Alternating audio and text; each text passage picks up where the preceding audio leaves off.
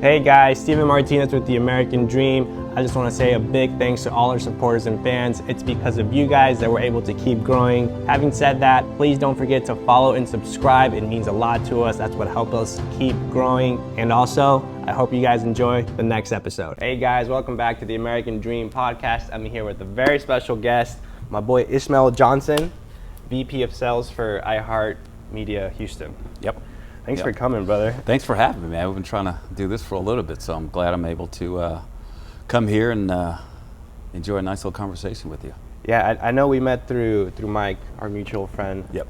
And when we first connected, it was the day before your wedding, correct? Or 2 days before the wedding? Yeah, it was the day before my wedding. Congrats, by the way, on that. Well, thank you. Thank you for inviting me. That was an amazing wedding. I've never been to, I guess an African wedding, right? It was a Nigerian wedding. Nigerian wedding. Yeah. That was beautiful. Thank you. I mean, it was all my wife's idea. I was just saying. You were just the person. I was just kind of directed where to go and where to move. So. I love it. Now, I know when we connected, we spoke a little bit, and what resonated to me was kind of your story, and pretty much from how you started to where you are now. I think it's really impressive considering the company that you're with and involved with as well. Yeah. Having said that, for anyone that doesn't know Ishmael, like who are you? Tell us everything. So I mean, I'm originally from Brooklyn, New York. Grew up there. I really grew up there. I was born there. Lived there for until I was early teens, 13 years old.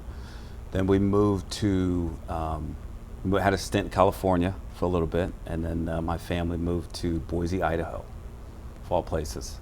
My parents my mom went to school out there. My dad went to school, and so I finished basically. My last years of junior high school and then high school. So from there, I went to Arizona to attend college, go to school out there, and I moved to.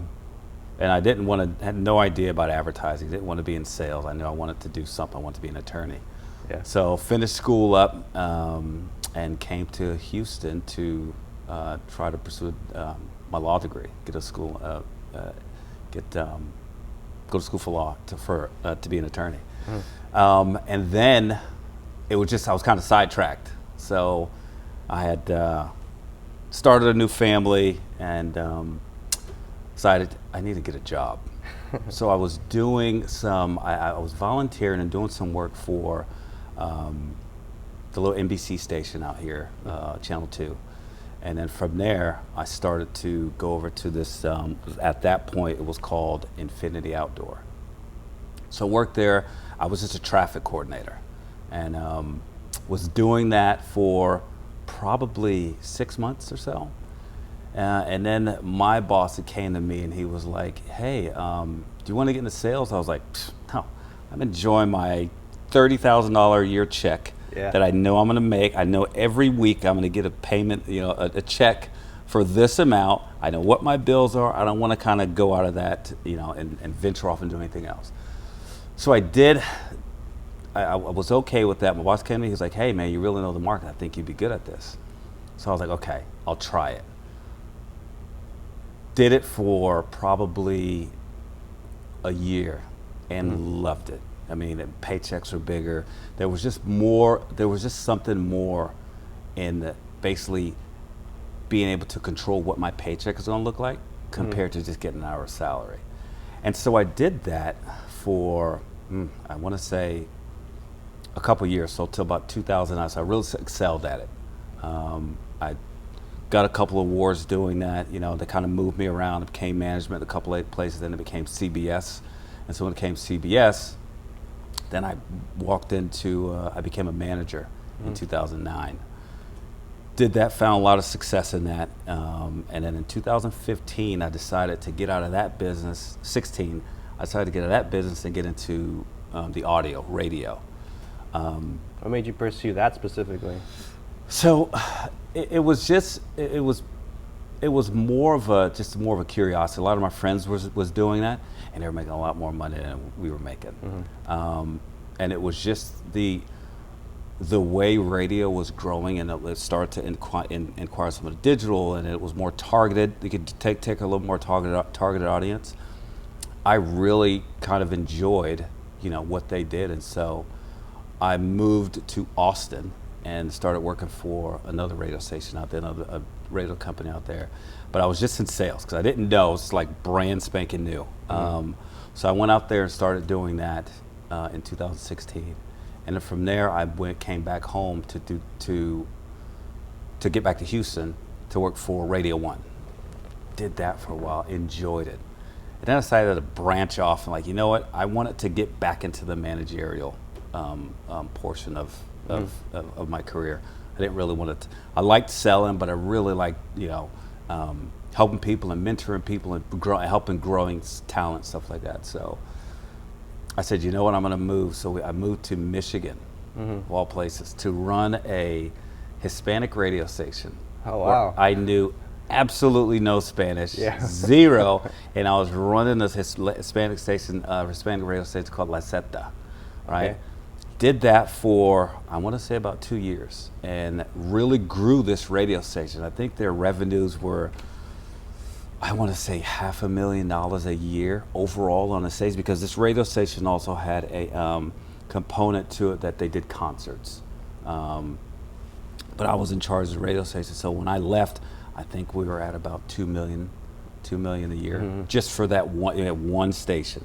And we only basically looked at a lot of the Hispanic crowds, a lot of Hispanic audience. So we grew it into more of kind of looking at audiences who wanted to target the Hispanics. So I grew my staff, grew the whole enterprise in that station. So then I was doing that, and I was targeted by this place called Town Square Media. They're like, hey, we want a market president to run some of our medium to small kind of markets. I did that from 2018, and plus I wanted to get back to Texas, because Detroit really wasn't a desirable city, for me. Something wasn't more, but some place I wanted to live. It was cold, and it just was not a place that I was kind of comfortable living. But it was a great city, just not for me. And so from there, I got contacted and worked from them from 2018 to 2022. But in between that, I went from one market to manage and becoming a regional to having multiple markets as well, because I kind of got promoted to that. And then in 2022, I decided I wanted to kind of get back closer to my family, back to Houston in a bigger city. I contacted by iHeartRadio, and they were like, hey, we really got a position open. We really want you to consider it. And so went in there, met my current boss, my current co-workers, current other VPs of sales. Loved it. So it's just been a very successful drive since then. And that market, Houston market, and the leadership there is just top notch. So I have a question. You're saying the story, so you pretty much took a small radio company from 500,000 to 2 million revenue. Yep. What was the secret sauce there? What systems how did you approach that? Especially if it's a market you don't even speak the language. Absolutely not. What was the I think when it comes to doing stuff like that, it's the people. It's 100% the people. I mean, when I went in there, it was me, and didn't really have much organization, and we had maybe one employee. We had two employees. One was kind of wasn't as good as as he could have been. Whereas some that as you would expect to, he was there for quite a while, but that's another story. But he's just someone that we felt that we could upgrade that position. So we basically looked at everything that we were doing, looked at our competition. We were looking at, hey, what does the market look like, and who are we targeting, who are we not targeting? So we came up with a game plan of basically laying everything out, laying kind of the parameters of what is our ideal client, how can we get in bigger conversations, because we were literally the only all Hispanic radio station in the market. There was another one, but it was very small. It kind of it wasn't all Hispanic. They had like that, and they had some a different platform as well that they were doing. So we took advantage of who we were. We said, hey, listen, let's go out and really target the masses. Let's not hold ourselves to these very small conversations. Let's go out and get clients that we feel can benefit from advertising to our audience, because no one was approaching them. And in a year, our revenue doubled. 1 year, our revenue doubled. And we went from 500 grand to literally about $1 million in 1 year. And so we just basically duplicated that sauce. We just basically tried to duplicate it, and we hired better employees. We looked at what everyone was doing, and we made everyone better. We coached up the team that we currently have. Because what you see sometimes is people get complacent. Yeah. They say, hey, listen, I'm making, like I was, it's like, you're making 30 grand. It's like, what do I need to do anything different for? And people don't realize in sales, you can control how much. There is no such thing as a raise when you're in sales. Yeah. There's if you want a raise, you can go out and get a 100% raise right now, today. You can change what your life is like next year by just working harder at what you're doing right now. And so I think that was the secret sauce of just retraining the people who are currently work there, hiring up, bringing on better employees. People actually want to work. Because you find now is that, people get comfortable. They get very, very comfortable doing a bare minimum. But then there's people out there who really, really, really want to work. Maybe they're not, maybe they're not in the rate. And I hired one guy. He was a bartender. Crushed it. Yeah. I hired another guy. He worked in a mall. He worked at a shoe store. At a shoe store in a mall. And he was and I found him, I was buying shoes, and I found him there just like, I love your energy. I love what you do. Like I found him right there, what he was doing. And it was his energy, it was his enthusiasm, and I just started talking, you ever thought about doing something else? It's like, yeah, I would love to do something else. And so that was kind of the secret sauce that we were using. And then obviously working with my bosses there, to kind of give me the autonomy to say, hey, listen, I'm putting you in this position, grow the business. And so that helped as well. I didn't feel like I was kind of hamstringing it to just doing it their way. They allowed me to do it the way that I saw that I felt the success would be. So when you were pretty much approached with the opportunity, you had a good story there saying how, like the bartender, the guy working at the shoe store, you need that certain kind of charisma, energy. And I feel like most people, maybe I'm wrong, but I think most people understand that there's an unlimited cap, right, for sales. You can make as much money as you want. And people know that, but yet don't go into that field. Why do you think people are afraid? Like, I guess in this case with you, you're complacent, you're comfortable. What made you just kind of take that leap of faith? To go back to your first question about what do you think people are afraid, is because the unknown. They just don't, it's tough when it's a lot of people don't like hearing no's, and I think that changes people's personalities. It changes their drive when they're like, okay, I'm telling you, you can do whatever. You can change your paycheck next year. You can change your paycheck next month. You sell hard this month, your commission levels can double. But when you get in there and a lot of people are hearing no's and no's and no's, they're instantly are starting in their mind like, I got to find something different, or this isn't going to work, or I'm just going to at least hold on to what I've got right now and try to just super serve what I have now instead of really going out so I won't lose what I have. And so that's a huge part of it. It's the unknown. It's not knowing if I'm going to make that sale, if that commission is going to hold, if I'm going to make this commission, then I'm going to lose this one, so I'm going to break even. So those are some of the really tough situations for me. And for me, my thing has always been, I've just been more of a carefree, like I'm just going to do it. I'm going to try it. If I lose this month, I always know that the next month I can make up for whatever I lost the month prior. And the harder you work, it's a numbers game.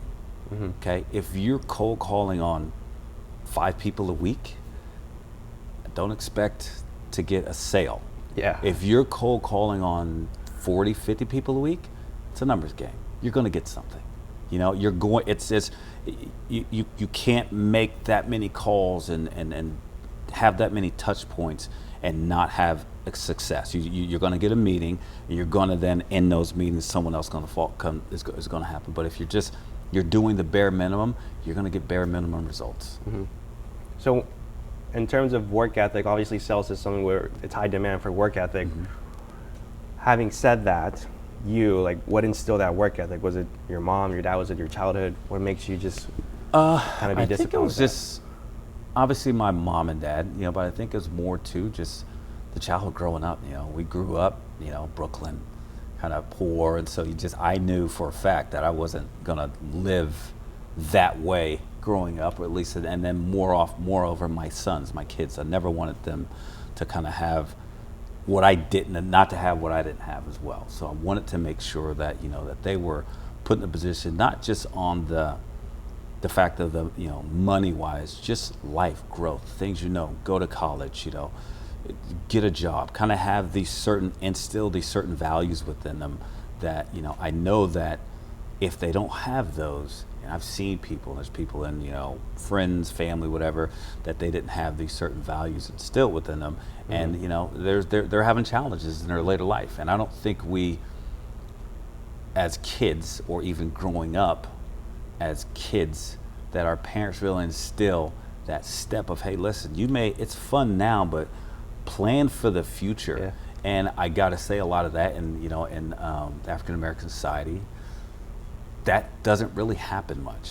Family planning, money planning, a lot of that stuff, it just doesn't, that's not the norm. I mean, I think nowadays it's kind of regular, it's getting instilled into a lot of that right now, but it's not really the norm. And so I think you come out of your childhood thinking, everything's going to be okay, but when you hit the adulthood, you're like, oh snap, I think I missed something. Why do you think that's an issue, not only just in the African community, but also like in the Latino culture as well? I think unfortunately, most of us lack financial literacy. Why do you think that is? Well, because and it sucks, because look at our parents. Yeah. You don't know what you don't know. You can't teach what you don't know. So if we all will say and look at our parents' upbringing, were they taught that? Were their parents taught that? And there's a huge percentage of them that weren't. So we have to look at it from our aspect of, do we learn from that, or I think a lot of us just kind of took a different route, and so that's where we are able to train and teach our kids a different type of literacy, financial literacy like that, because it doesn't happen. It's not the norm. If you want to look at, the things we're taught and the things we see, our algorithms are a lot different than other people's algorithms, and we're kind of, the society that we push on, that's being pushed on some of the Hispanics and African American culture, it's a lot different than other society, other things that are happening to other people. So that takes effect. It takes effect of how we're raising our children and how our parents raised us.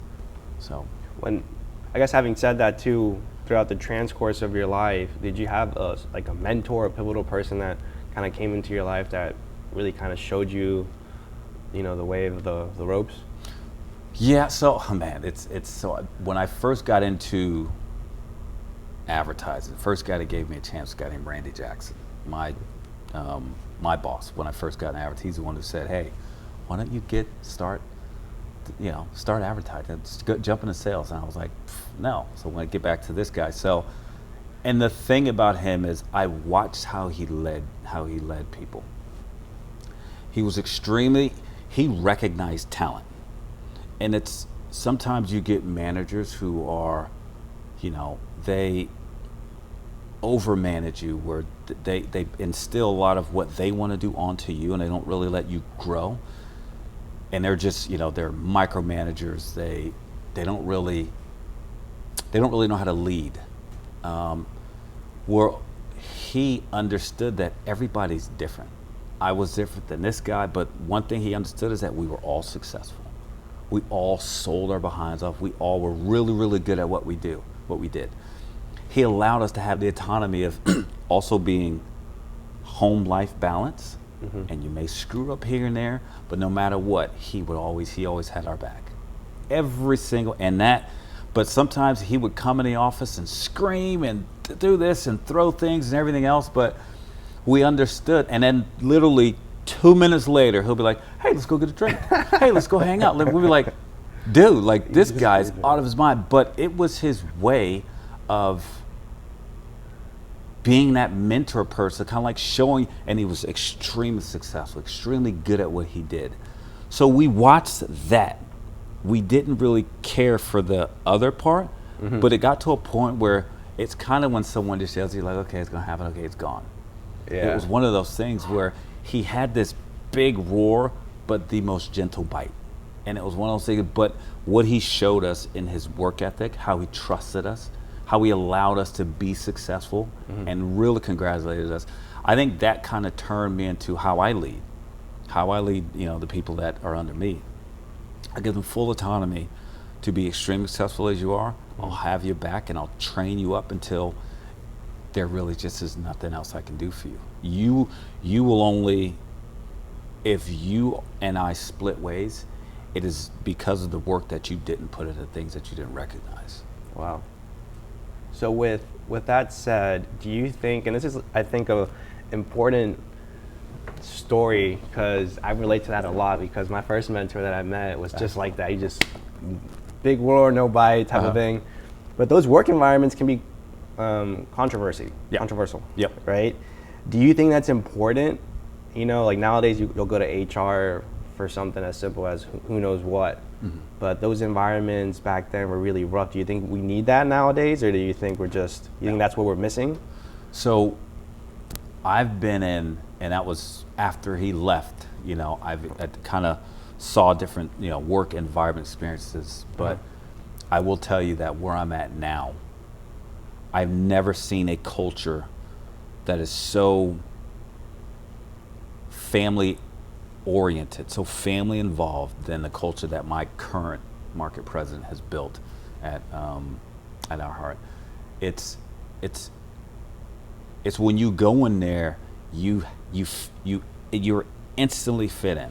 You're either going to fit in because you want to succeed.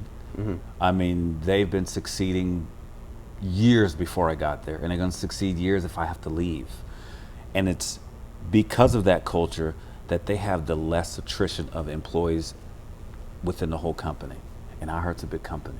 And they are super successful because no one leaves. And I've never been to a place besides the place that I was at, when I was at Outfront, where no one ever leaves. And that only happens because of the culture.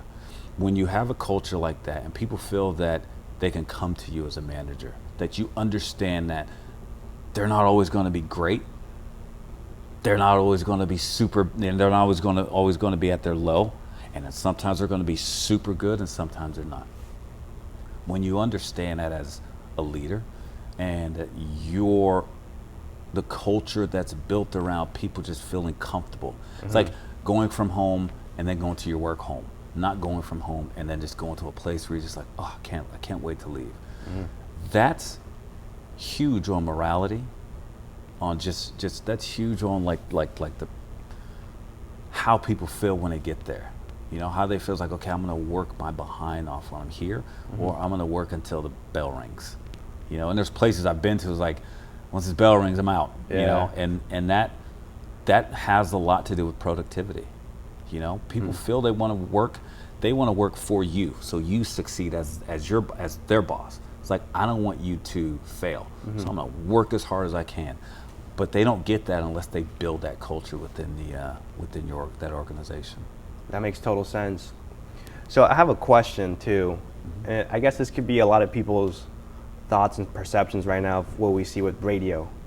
You see Blockbuster, right? Blockbuster went out of business, Netflix came in, you see TV, newspaper. What's the future with radio? And then obviously iHeart's been in business for, how long have they been in business for? Oh, forever. So having said that, which I'm sure that was the answer, how do they adapt and change to that? Is radio dying? No. Can you make money from radio? So what we have to understand about radio isn't just radio anymore. Radio is integrated like iHeart and all those stations. Global media, just global advertising, is going to grow 7+ % over in 2025. Wow. We're integrating so many different digital components within radio, whether it's streaming TV, whether it's social, whether it's display, whether it's X-Fin, whether it's anything that's digital, we are integrating it with radio, because there's obviously the top of the funnel, which is awareness, and then obviously the bottom of the funnel.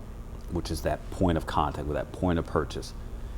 Whereas before there was just that awareness part where the radio has, and now there's this whole funnel that we control from top to bottom.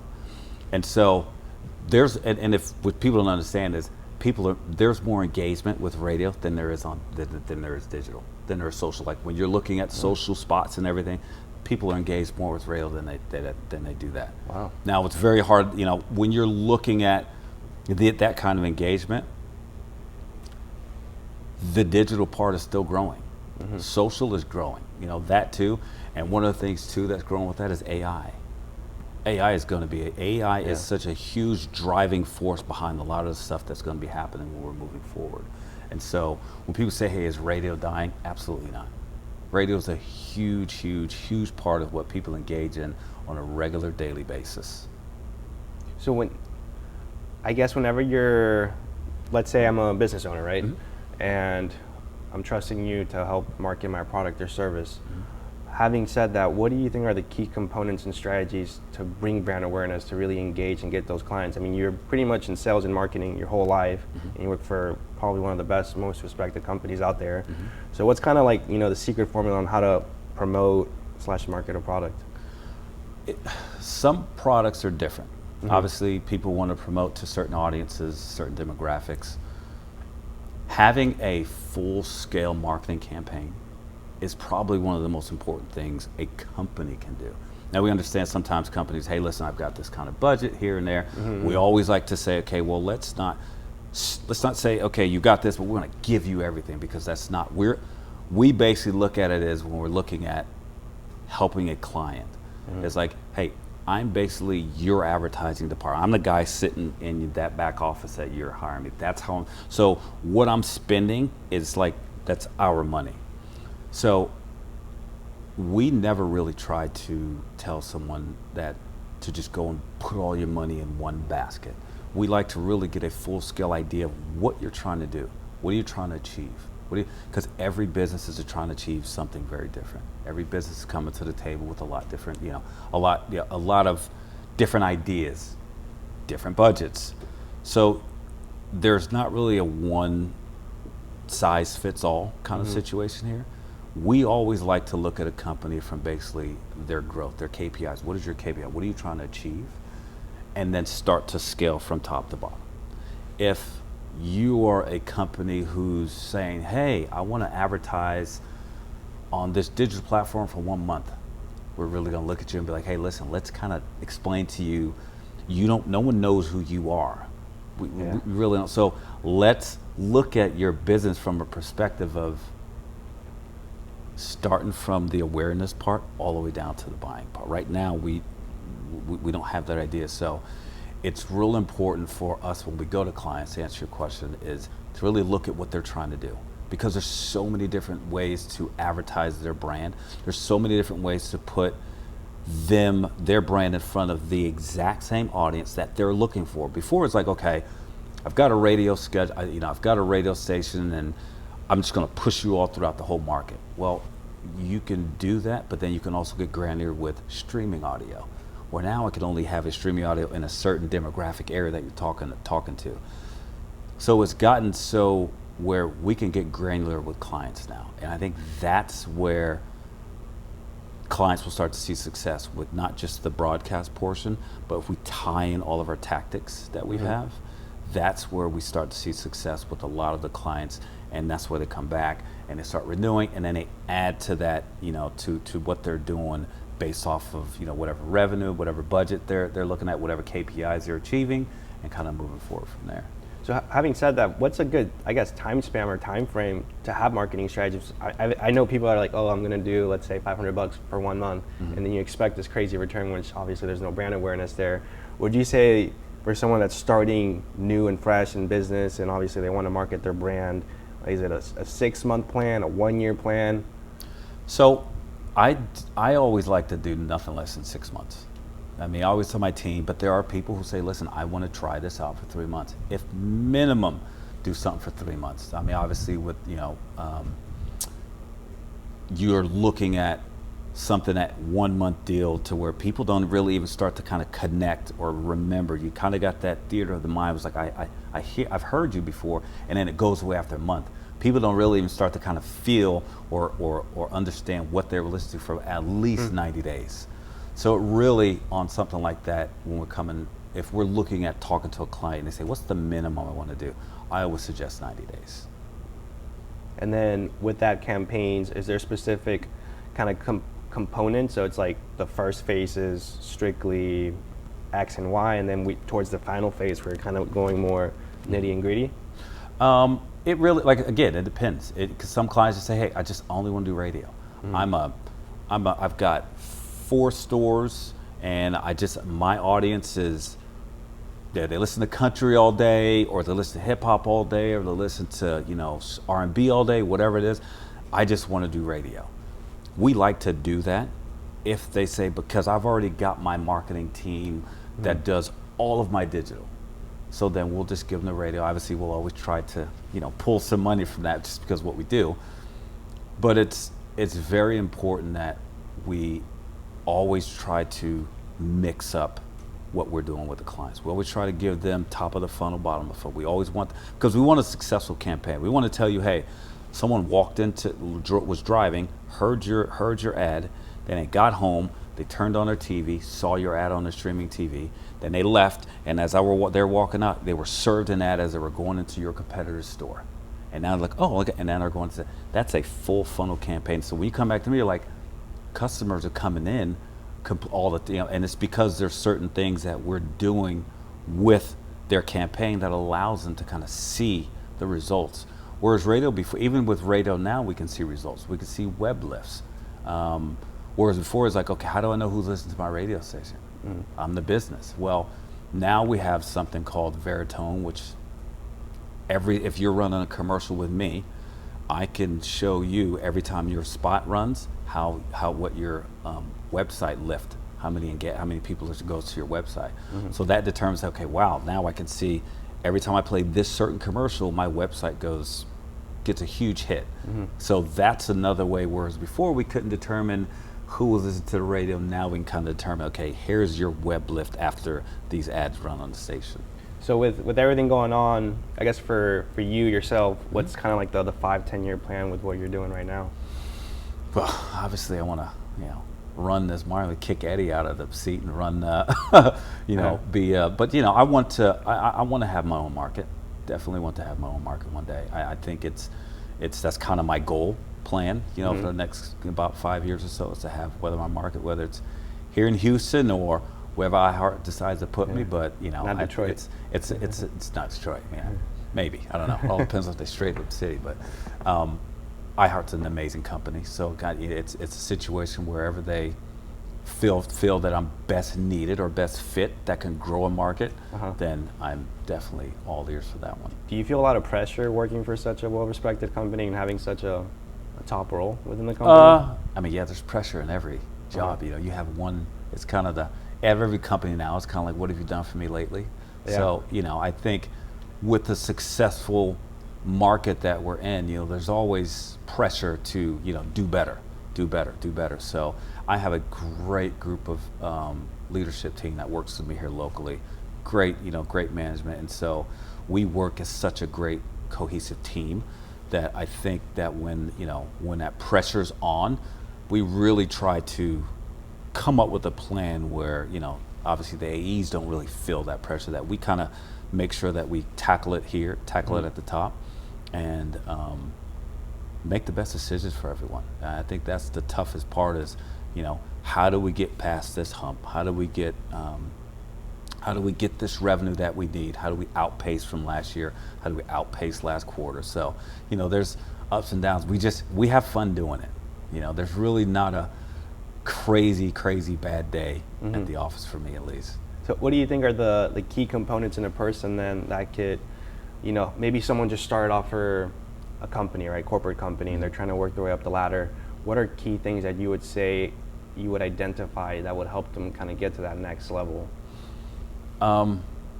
They have to be, they've got to be willing to work like hard. And I know that's a cliche. You got to work hard, Yeah. but it really is. I mean, there's hard work, and then there's just working.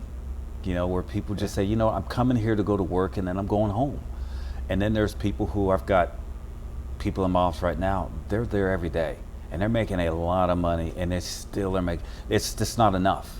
So to identifying people who really understand the value of working hard, that's a huge thing that I look for when it comes to that. Because nowadays, I mean, a lot of kids, they're coming and they want, give me this first before I show you how hard I can work.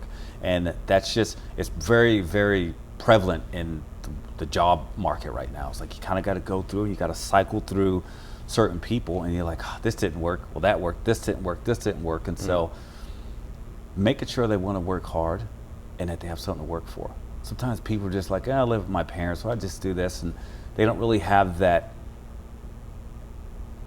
I guess, that chip on their shoulder that they're really like, I'm going to succeed no matter what.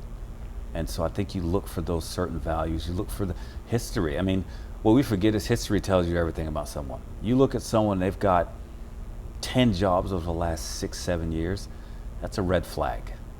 It's just a red flag sometimes. So I think with people, when you have that will and that drive to succeed, and you have something to succeed for, and you don't have to tell them. I don't want to have to tell you. I always ask people when I hire them, I was like, how do you like to be managed? And when I say, you know what, I don't like people all over me, telling me what to do and stuff like that.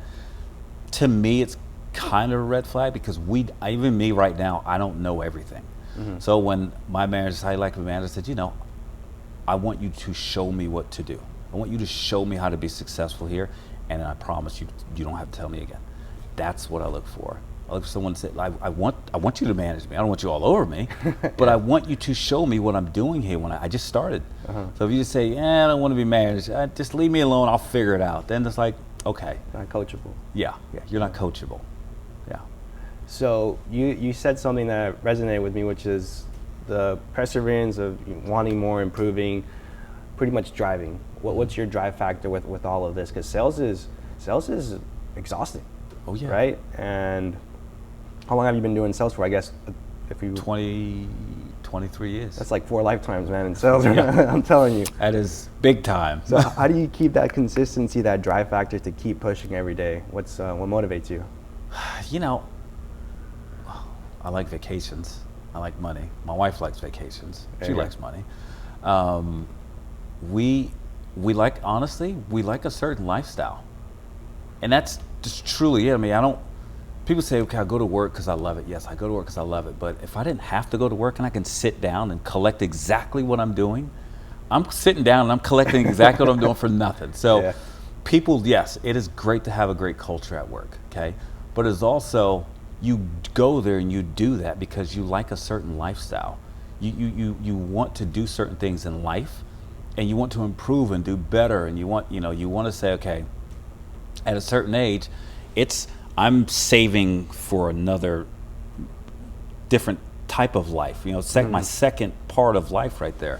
Where the first part is I'm saving to buy these cars, vacations, all this other crazy stuff and things like that. Where the second one is like, hey, I'm saving to now enjoy the good part of my life. Okay, now I'm making a lot of money, you're doing really well, so to put savings aside and to actually enjoy your family. So, I think that's my biggest drive, and saying, today what I'm gonna do, how am I gonna crush it today? How am I gonna be successful and succeed, and bring home a bigger paycheck. So with having said that, I guess with the wanting and the ambitions of wanting a better lifestyle, would you say, because it's contradictory sometimes, because people are like, oh man, like, you wear the nice shoes, but yeah, but I worked hard for the nice shoes, right? You have a nice watch, so I worked hard for the nice watch. Would you say it's bad to want more out of life, to want good things in life? No.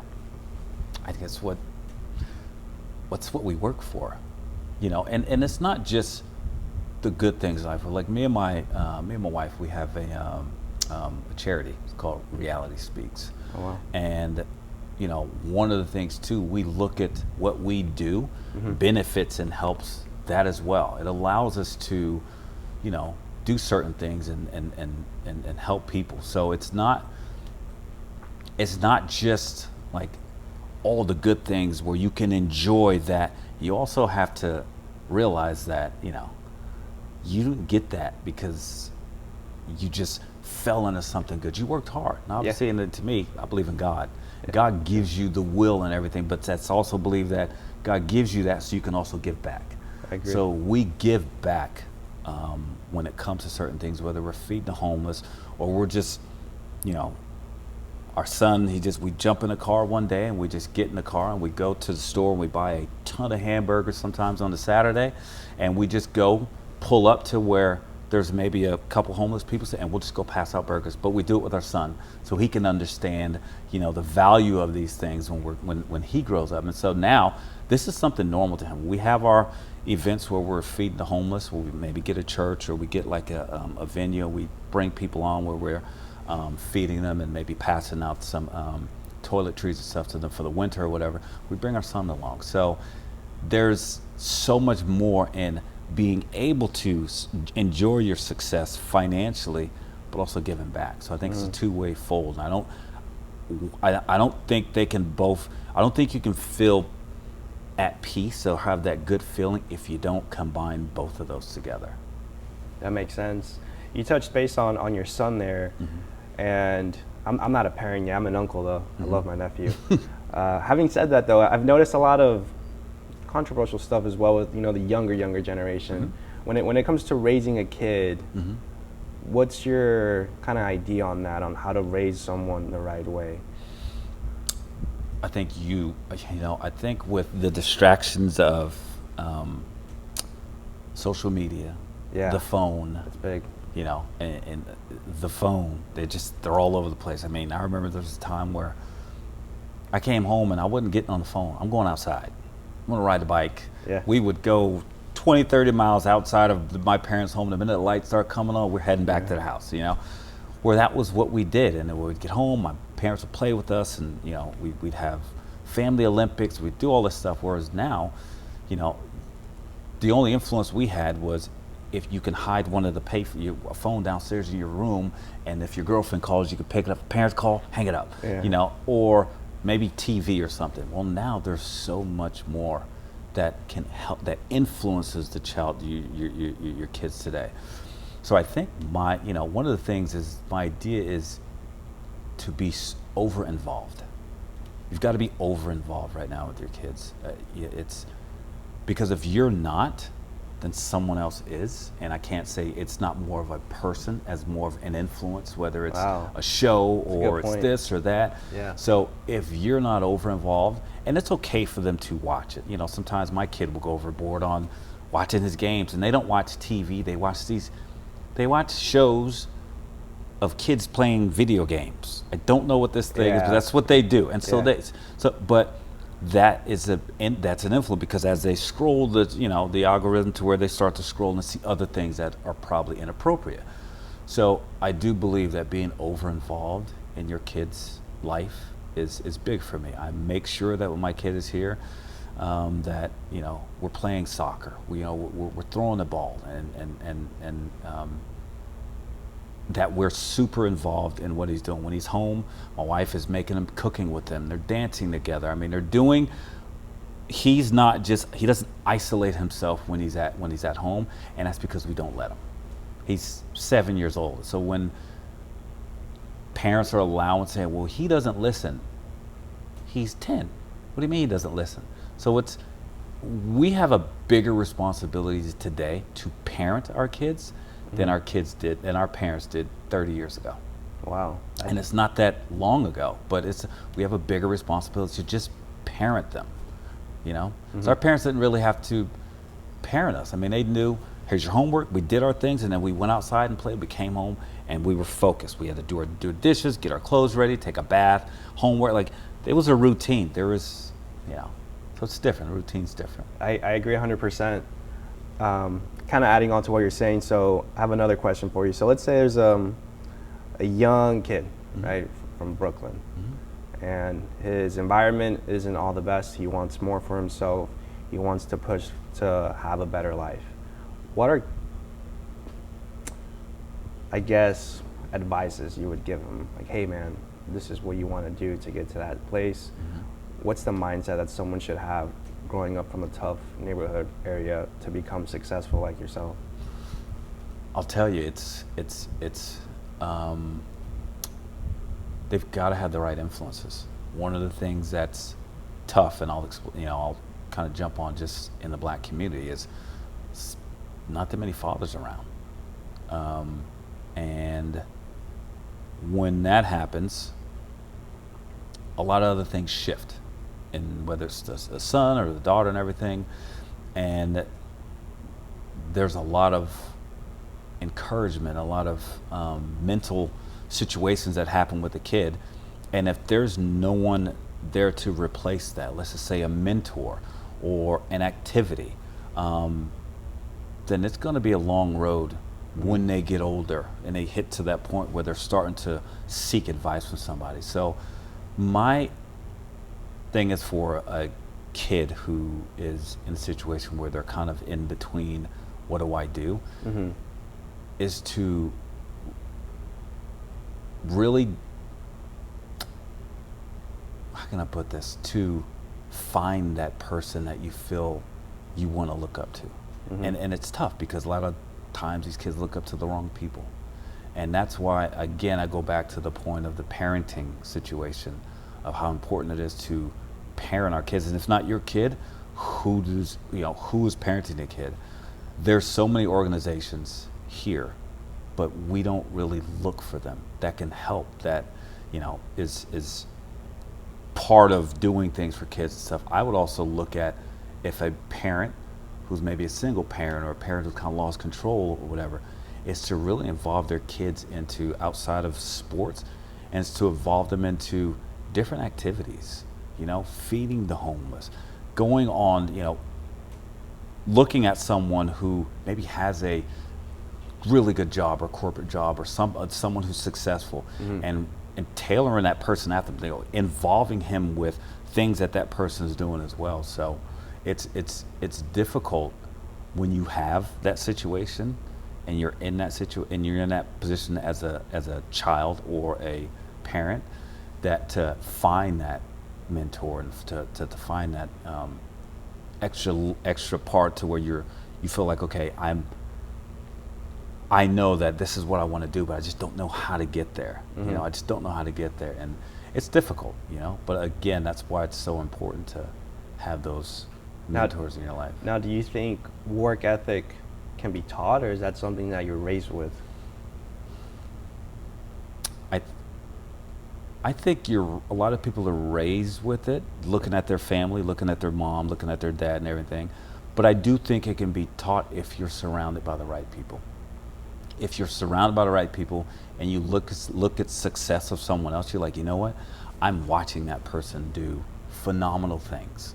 I'm watching him do great things, and there's the only reason he's doing it because his head is focused. His head is down, and he's looking at everything. Everything else puts his blinds on everything, and his work ethic is immaculate. And so I think you can teach it, but it's rarer to teach it than it is to have it, kind of like instilled in you. Absolutely. And last point, I know we're kind of running on time now, but the last thing I want to touch base on was God. You mentioned God was a big part, or still is a big part of your life. How crucial has God been, in your life, whether your ups, your downs, everything? So I've seen highs, I've seen lows. Of course. Whether it's, getting in trouble, having a really good job, making a lot of money, losing a lot of money. I think I've made a lot of money and lost a lot of money a couple times. And the only time, what I've realized is that every single time I've gotten to a point where I'm like, okay, what am I going to do? So the only thing, or the only person that was there was God. That's it. Like, no matter what happens, the only way I got out of it, because I always look at things like this too shall pass. Well, sometimes without God, it takes a while. Yeah. So, that's in my household. We don't eat, we don't go to bed, we don't wake up. When we wake up, no matter what it is, until we thank God for everything He's given us. Because at any time He can pull it from you, and next thing you know, you're like, okay, now what do you do? So God is a huge part, not in just, my regular daily life, but just as my home. When I'm home and whatever we do, it's a big part of it. Beautiful, brother. Do you have any closing statements? Perhaps any viewer that is watching, trying to be like the next Ishmael. It's the world is tough. Yeah. The world is tough. Yeah, and it is. It owes you absolutely nothing. That's the tough part to recognize. It's like no one's giving you anything. You got to go out and make a way for yourself. Make a way for yourself. If you feel you can do something, do it. The toughest thing that we face as people is jumping, taking that jump, making that step. Like you in the studio, I mean, like, this is amazing. I walked in, was like, whoa, this is a real thing. I think my wife walked in, she's like, whoa, this is a real situation. Yeah, thank you. It's not because you said, oh, I'm gonna walk over, let me go ahead and it's gonna happen quick. It's because you took a jump. Yeah, absolutely. You said, I'm going to do this. And that is very, very rare to people. And so I just say that, if it's scary, but the other side is a lot better. Take that jump. Take that jump, man. Other side's a lot better. Beautiful, brother. All right, brother. I appreciate it, Thanks man. for having me, man. Absolutely. Thanks for having me. Thank you guys for tuning in. I'll see you guys in the next one.